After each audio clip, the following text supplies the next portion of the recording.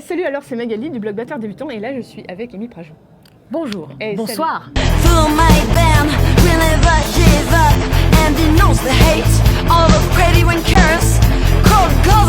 Mais avant de rentrer dans le vif du sujet, j'aimerais bien en fait que on te présente un petit peu pour les gens qui ne te connaissent pas. Ok. Voilà. Alors, donc, je suis Amy Prajou, j'ai 30 ans et ça fait 20 ans que je fais de la batterie. Voilà, donc 2 tiers de ma vie, c'est merveilleux. Voilà, donc je suis batteuse et percussionniste professionnelle depuis quand? Depuis 15 ans. Enfin, percussionniste professionnelle depuis 15 ans et batteuse professionnelle depuis 5 ans environ.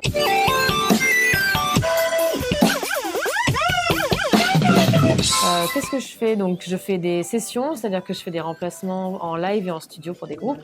Et j'organise des stages de batterie avec plein de grands batteurs super. Voilà. Et alors, pour remettre un peu les artistes que tu as déjà suivis, que tu as accompagnés, qu'est-ce qui pourrait nous dire quelque chose? Ceux que j'ai invités, tu veux dire ou Ouais, non, toi, ou j'ai accompagné. C'est pas forcément des groupes très connus. Là, en ce moment, je joue avec les Toxic Frogs. C'est un groupe de punk rock celtique féminin, 100% féminin. Punk rock celtique. Ouais.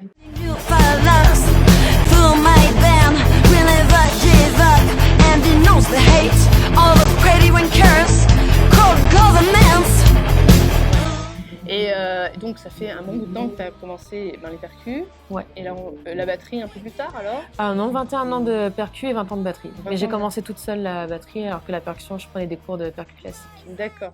Est-ce que tu te souviens de tes débuts? Ouais. C'est vrai? Ouais. Je m'en souviens très bien. C'est vrai? Ouais. Et pourquoi tu souris? Je m'en souviens parce qu'à cette époque-là, j'avais pas Internet. Ça, je l'avais pas du tout, j'avais pas d'ordinateur. J'avais pas YouTube, forcément, ça n'existait pas il y a 20 ans. Et j'avais pas de professeur. Enfin, j'avais un prof, mais qui a pas voulu m'enseigner la batterie. Parce que j'étais une fille. Ah ouais. Voilà. D'accord. Et j'avais donc 10 ans, j'avais pas de batteur autour de moi. Et donc, j'ai dû commencer toute seule. Et j'ai toujours fait toute seule, en fait. Voilà. Donc, j'ai commencé autodidacte. J'ai commencé en jouant avec des musiques. J'avais un casque sur les oreilles, des fois même pas de casque, je mettais juste des boules caisses avec la chaîne hi-fi à fond. Ma mère adorait. J'imagine. Et je mettais tout et n'importe quoi, tout ce que ma mère elle écoutait. Genre il y avait du Goldman, il y avait du ABBA, il y avait plein de trucs. Il y avait, voilà. Après j'ai été plus orientée métal, métal symphonique, avec Nightwish, Within Temptation, des choses comme ça. Et puis après je me suis ouverte à d'autres styles. Mais ouais, c'était comme ça au début. J'ai commencé en écoutant de la musique et en jouant par-dessus ce que je reconnaissais dans la partie de batterie en fait. Ok, alors une pure autodidacte alors. Ouais. Et c'était galère? Ouais, c'était pas si facile que ça et j'ai fait surtout beaucoup d'erreurs en fait. Ouais. Énormément d'erreurs. Et alors, une erreur vraiment que tu te souviens comme ça? De pas travailler ma technique. Ah. Ouais, alors ça on me l'avait jamais dit. Moi je pensais que jouer ça suffisait, donc je jouais, j'étais dans ma chambre comme ça et j'avais des horaires. Voilà, c'est de 16h à 18h et de temps en temps de 11h à midi. Certains jours. Okay. Donc 16h à 18h tous les jours, j'étais dans ma chambre et je tapais sur des musiques que j'aimais bien et que des fois que je connaissais pas aussi, ça dépendait. Et j'ai jamais bossé la technique, c'est-à-dire que je connaissais pas les termes, je connaissais pas, enfin rien. J'avais juste la technique de base de caisse claire en percussion classique, qui n'a rien à voir. D'accord. Enfin, rien à voir du tout. Ok. Enfin pour moi en tout cas c'était vraiment. Tu avais fait des cours sur les percussions classiques? Ouais, mais voilà, j'avais 10 ans, ça faisait 1 an que je faisais des cours de percu, donc autant dire que, enfin même pas 1 an parce que j'ai commencé 2 ou 3 mois avant la fin de l'année, donc voilà, ça faisait 3 mois quoi. Ouais. Voilà, mais du coup j'avais les cours de percussion classique où on doit se tenir bien droit, les mains bien à plat, et on doit faire quelques trucs assez classiques. Voilà, c'est des partitions de caisse claire, ça n'a rien à voir avec la batterie où on tape vraiment. C'est très différent. Donc beaucoup d'erreurs sur la tenue des baguettes. D'erreurs techniques, voilà, où je faisais ce que je pensais être bon et en fait c'était pas forcément ça. Et j'ai pas bossé, j'ai pas travaillé les coordinations, les choses comme ça. Et ça t'a pénalisé par la suite? Ouais, et même encore maintenant. Ah ouais. Ah bah c'est très dur de reprendre des défauts qu'on a depuis 20 ans. Ouais. Oui, c'est sûr. Ouais. C'est très très dur. Ouais, alors donc un premier conseil pour ceux qui se mettent à la batterie, sachant que c'est pas forcément dans l'optique d'en faire un métier. Juste, alors même pour s'amuser, le premier conseil que je donnerais, c'est donc ce que j'aurais aimé avoir moi comme conseil et ce que j'aurais aimé avoir comme moyen. Écoutez bien. C'est que si jamais vous n'avez pas de professeur, si jamais on sait pas, déjà si vous avez la chance d'avoir un prof, mais allez-y déjà pour commencer, prenez des cours, même si c'est pénible, même si vous fait faire des noirs ou des croches pendant des heures, c'est utile, ça sert à quelque chose. Voilà. Et si vous n'avez pas de prof ou si vous en voulez pas, il y a plein de chaînes internet, plein de chaînes sur YouTube qui permettent d'avoir des cours gratuitement, qui sont super bien en anglais ou en français. C'est accessible, il y a des cours pour débutants, ça va du cours à comment tenir sa baguette, à des trucs un peu plus compliqués.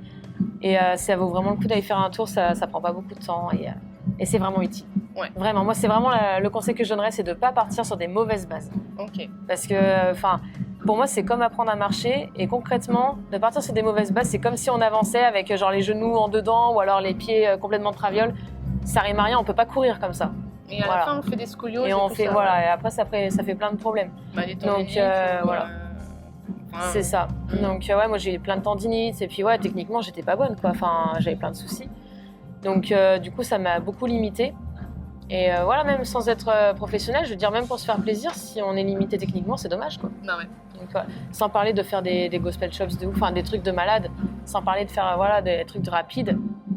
C'est même juste pour ça, un peu plaisir, pour varier un peu, pour pas faire toujours la même chose et pour pas s'ennuyer au final. Ouais. Voilà. En fait, il y a aussi un truc, c'est que quand on maîtrise à des degrés, on peut maîtriser une technique, mais de là être un maître, il y a des degrés de maîtrise, mais à partir du moment où il y a déjà une technique qu'on peut maîtriser, en fait, ça devient plus facile et donc du coup, on prend plus de plaisir aussi. Carrément, carrément. Et du coup aussi, une autre chose que je conseillerais, c'est de s'ouvrir à d'autres styles, de pas écouter toujours la même chose, de pas faire toujours la même chose, toujours pareil dans l'optique de pas s'ennuyer, l'optique de garder une motivation aussi, et de créer tout le temps en fait, parce que même avec un niveau de débutant, on peut créer des choses. À la base, la création, comme moi je l'apprends maintenant, c'est très simple, c'est les rudiments, donc les fondamentaux de la batterie, les droite, gauche, droite, gauche, droite, droite, gauche, gauche, droite, droite, ou alors ça là. Droite, gauche, droite, droite, gauche, droite, gauche, gauche. Voilà.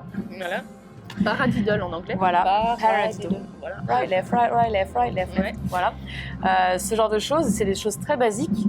Si on les apprend, après on peut les déplacer sur la batterie. C'est des choses très simples à faire, mais du coup ça peut créer des choses très très différentes. Et du coup plus on crée, plus on a envie de créer, et même à un niveau vraiment simple, vraiment basique. Donc c'est vraiment important pour moi de faire des choses comme ça. D'accord. Voilà. Et alors, du coup, qu'est-ce qui t'a donné envie de faire ton propre stage de batterie Eh bien, c'était pour partager avec des gens passionnés, des batteurs passionnés, ce que moi j'ai appris durement pendant beaucoup d'années. Okay. Voilà, je me suis formée à beaucoup de choses, pas que de la batterie. Et il y a beaucoup plus d'aspects pour moi. Ce stage, il est à destination des batteurs passionnés qui soit en font déjà un métier, soit en rêvent. D'accord. Voilà. Donc c'est quand même un niveau assez élevé. Ouais. Mais après, il y a des choses qui s'appliquent même aux débutants dans tous les cas. La pratique des rudiments, ça s'applique aux débutants. La confiance en soi, ça s'applique aux débutants. Des choses comme ça. Tout s'applique, voilà. Voilà, maintenant pour situer un petit peu plus ton stage, ça s'appelle Alors le 360 degrés expérience drum camp. Voilà, et alors pourquoi 360 degrés? Parce qu'on fait le tour de tout ce qui est nécessaire pour qu'un batteur construise une belle carrière. Voilà, donc c'est pas que la batterie en fait. Non, il n'y a pas que la batterie effectivement. Je me suis basée sur le sport, en fait je travaille énormément dans le domaine du sport avec des sportifs. Et tout simplement, je suis partie du constat que par exemple un athlète, il va pas, s'il court le 400 mètres, il va pas faire que courir le 400 mètres. En général, il court beaucoup plus que ça. Et puis, il s'intéresse à d'autres choses aussi. Il s'intéresse à son image, il s'intéresse à ses relations professionnelles. Il gère aussi le stress. Il y a de la préparation mentale pour les sportifs. Si un nageur, par exemple, il fait pas que de la natation. Il fait de la musculation et pareil, la préparation mentale, il y a plein de choses. Ouais. Laure Manodou, par exemple, elle gère très bien son image aussi. Enfin, il y a toujours ces problématiques-là pour les sponsors, pour plein de choses. Des choses qui sont importantes pour la carrière, en fait, sportive. Et en musique, c'est la même chose. À la base, les deux se regroupent dans le sens où ça part d'un loisir, ça part de quelque chose qui, à la base, n'est pas professionnel. Ouais. Courir, à la base, c'est pas professionnel. Non. On court tous à l'école et pourtant, on n'en fait pas tous un métier. Non. Et la musique, c'est pareil, on en écoute tous et c'est pas pour autant qu'on en fait tous un métier. Ouais. Donc ça part d'une base de loisir et après, ça évolue en quelque chose de professionnel pour certains. Et là où les sportifs ont réussi à comprendre le côté entreprise de la chose, le côté travail, certains musiciens l'ont un peu laissé de côté. Ouais. Et du coup, ça fait que certains en fait abandonnent facilement parce que ils sont peut-être très bons, mais ils n'ont pas les contrats qu'il faut, ils n'arrivent pas à trouver les groupes qu'il faut, ils n'arrivent pas à avoir le réseau qu'il faut, ils n'arrivent pas à communiquer comme il faut, donc du coup ils sont pas visibles, donc ils ont moins d'offres d'emploi aussi, ou ils ont moins d'opportunités, enfin voilà. Ou alors ils stressent aussi beaucoup, ils n'ont pas confiance en eux, ils stressent beaucoup sur scène, ou alors ils perdent la motivation. Et à chaque fois, c'est des facteurs séparément et regroupés encore plus qui font que certains batteurs peuvent abandonner, tout simplement. Et alors, dans ton concept 360, il y a des thématiques particulières? Voilà, alors il y a 3 thèmes principaux. Donc c'est 3 thèmes que j'ai développés un peu avec Dom Famularo, qui est un grand batteur qui enseigne partout dans le monde depuis 40 ans maintenant, dans 52 pays précisément, je crois. Finger Control, c'est lui ? Ouais, il a fait plein de choses, voilà, il a fait énormément de choses, il a travaillé avec des grands maîtres de la batterie. Et on discutait de tout ça, je lui expliquais ma vision des choses. Et lui m'a fait un petit dessin qui a regroupé 3 éléments principaux qui résumaient en fait ce que je venais de lui dire. Et quand j'ai vu le dessin, j'ai pensé au camp, j'ai fait ça, c'est ça ce qu'il faut. Donc tout simplement, ces 3 parties, il y a le côté personnel. Donc c'est de la confiance en soi, gestion du stress, motivation, équilibre vie pro, vie perso, qui est importante aussi, et important. Ce qui est quand on est en tournée, qu'on a des dates, c'est pas forcément évident à gérer. Et puis aussi parce que la créativité, la musique, c'est quelque chose qui se commande pas et des fois on peut se laisser un peu envahir dans la vie personnelle et des fois les conjointes, les enfants comprennent pas forcément. Donc c'est un peu dur, après il y a la pression, on doit choisir, c'est un peu compliqué. Donc voilà, des façons de gérer ça. Il y a aussi le côté sport et nutrition qui est important, donc ça reste dans le domaine personnel, c'est l'entretien personnel, voilà, le bien-être personnel. Donc sport et nutrition, voilà, du sport basique pour bien s'entretenir, pour avoir une endurance, une rapidité, une explosivité qui sont nécessaires à la batterie. Et nutrition pour le corps, c'est notre petit travail, donc bien le nourrir, lui donner une bonne énergie pour après pouvoir assurer en concert ou ailleurs. Voilà, donc ça c'est la partie perso.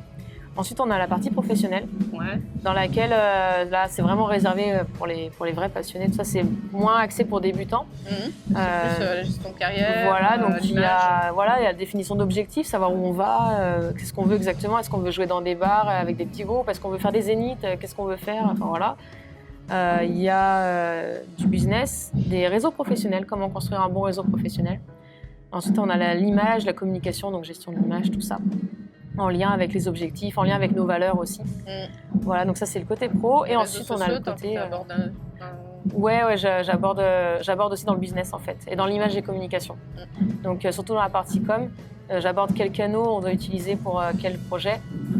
L'importance de ne pas s'éparpiller non plus, de bien choisir le canal de communication, enfin voilà, plein de choses. J'ai travaillé pour Facebook et Google en fait avant, donc voilà, j'étais chef de publicité pour Facebook et Google. D'accord. Et c'est quelque chose qui me passionne beaucoup en fait, tout ce qui est marketing digital, tout ça, communication digitale, j'aime beaucoup. Donc c'est important. Et enfin, la troisième partie, c'est la batterie tout simplement, la technique, la connaissance de l'instrument, la musicalité de l'instrument aussi, parce que c'est pas que du boom boom. Et puis voilà, divers styles, diverses techniques, divers exercices. Enfin, voilà. Après, c'est très intense. Voilà, donc c'est vraiment 3 parties distinctes. Et c'est sur combien de temps ? Ça forme un tout. C'est sur 3-4 jours en général. 3-4 jours, Là, la prochaine édition, elle a lieu du 5 juillet au soir au 8 juillet au soir. C'est du vendredi soir au lundi soir. Donc 2019 ? 2019, voilà. Et qui c'est qui... Alors cette année, donc le 3e intervenant, je le dirai pas parce que c'est pas encore officiel, donc, pardon. Mais on a JB Perrodin qui est un peu notre expert de Body Rich en France, c'est un très bon pédagogue, très bon enseignant. Il est là effectivement et on va aller manger bientôt. J'ai faim. Donc voilà, il y a JB Perrodin qui était déjà là au premier drum camp.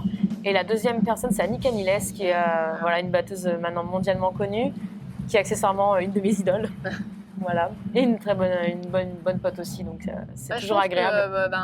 Là, pour le coup, sur l'aspect gestion de carrière, elle gère. Elle gère extrêmement bien.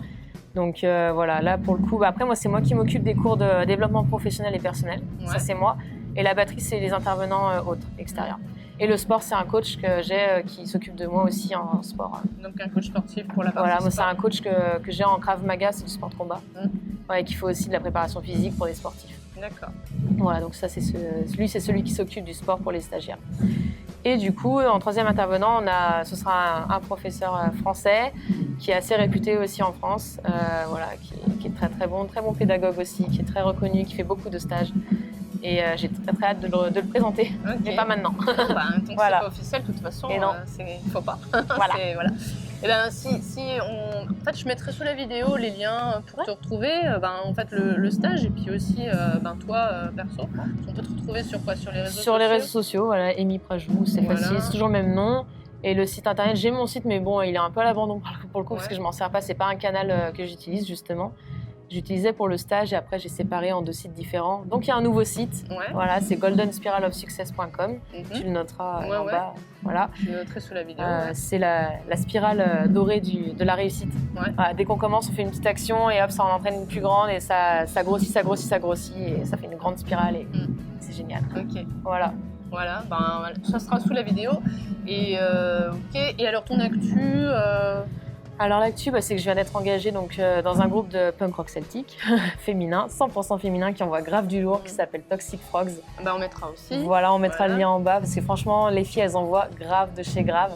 Ouais. Du coup, je peux me compter dedans maintenant. On a fait notre première date ensemble il y a 2 jours au Celtival, à Pierrefontaine-les-Varans, c'était vers Besançon. Il y avait Mano, Eldelaf, tout ça, c'était très, très nostalgique et très sympa, dans la vallée de Dana. Voilà. Et puis vous arrivez. Et on a tout pété sur scène. Voilà, c'est là pour le coup. Et je dis pas ça parce que j'étais dedans, vraiment. C'est vraiment objectif. Et il y avait les équipes qui nous attendaient à la fin, qui nous ont fait une hola, machin, un grand applaudissement, standing ovation, c'était cool. Il y avait à peu près 1200 personnes à peu près. Et voilà, il y avait une très très bonne ambiance. Pourtant, on a joué à minuit 45. Donc pas un horaire facile. Non. Et il y avait eu de grosses têtes d'affiche avant, quoi. Ouais, ok. Et pourtant, les gens sont restés, ça faisait des circle pits de partout, c'était génial. Et donc ouais, les filles, je suis vraiment très très très fière et très honorée de jouer avec elles, parce que j'étais pas censée jouer avec elles à la base. Et vraiment, je suis très très très contente. Je pense que ça va aller très loin, ce projet. Ça fait déjà 4 ans qu'elles tournent. Elles ont un niveau super. Il y a 2 violonistes, une qui fait de la basse, du violon et du chant, une qui fait du violon et du chant, et une qui fait de la guitare et qui inverse avec la basse. Il y a du violon pendant que... Voilà, donc elles chantent, elles jouent du violon en même temps. Et des fois, elles jouent à 2, des fois, elles jouent qu'à 1. Enfin voilà, ça varie. Et c'est très très punchy.